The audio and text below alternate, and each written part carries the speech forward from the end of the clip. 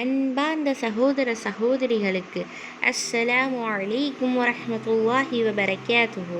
நல்லுபதேசத்தை பின்பற்றுபவர்கள் இன்னும் பின்பற்றாதவர்கள்.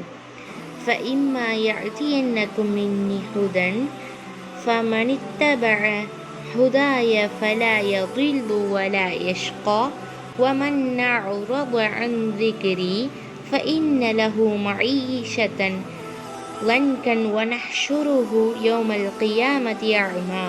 நிச்சயமாக என்னிடமிருந்து நேர்வழி உங்களுக்கு வரும்.